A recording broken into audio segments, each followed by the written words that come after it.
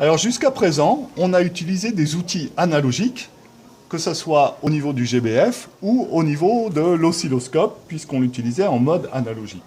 Maintenant, on va passer à l'utilisation des outils numériques avec un capteur qui va convertir le signal analogique qu'on envoie ici, qui est un signal de 5 volts, qu'on va envoyer sur la voie EA0, et derrière, un convertisseur, un CAN, convertisseur analogique numérique, pour qu'on puisse utiliser ce signal à l'aide d'un logiciel d'acquisition, ici Lattice Pro. Donc on ouvre Lattice Pro dans le menu physique de l'ordinateur, et on va sélectionner la voie du signal qu'on cherche à détecter. Donc ici c'est la voie EA0, hein.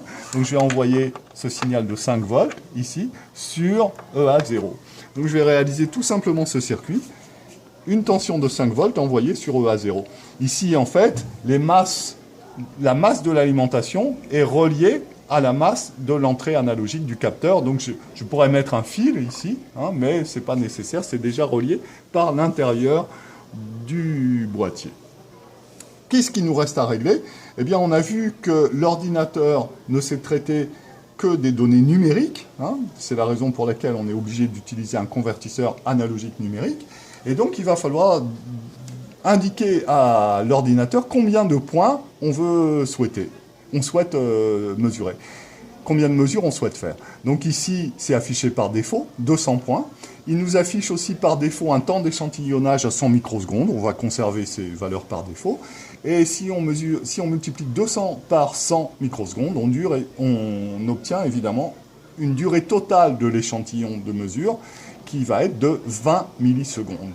On verra par la suite, et on l'a déjà vu à l'aide de l'oscilloscope, tout ce qui concerne le déclenchement. Pour l'instant, on va lancer l'acquisition directement, c'est-à-dire dès que je clique, l'acquisition va démarrer et on va obtenir 200 points.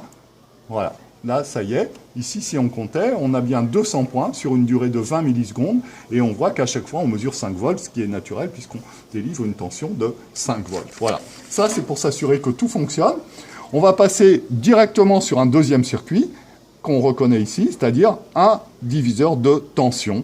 La voie EA0 sera la tension délivrée par le GBF et la voie EA1 sera la tension aux bornes de la résistance du bas, c'est-à-dire qu'évidemment, cette tension U, on a vu que c'est un diviseur de tension, elle vaut tout simplement 1,5 de E.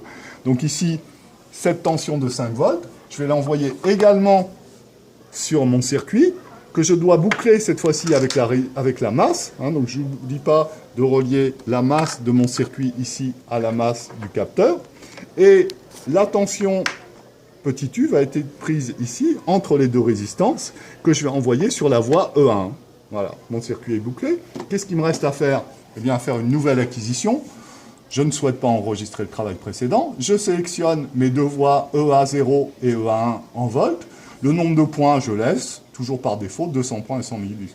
Avec une durée d'échantillonnage de 100 microsecondes. Je peux maintenant lancer l'acquisition. Et qu'est-ce qu'on obtient? Eh bien, on a bien deux signaux. Un signal EA0 à 5 volts et un signal EA1 à 2,5 volts, puisqu'on a fabriqué un diviseur de tension. Voilà pour cette première manipulation à l'aide de l'ordinateur et surtout d'une utilisation numérique des signaux obtenus.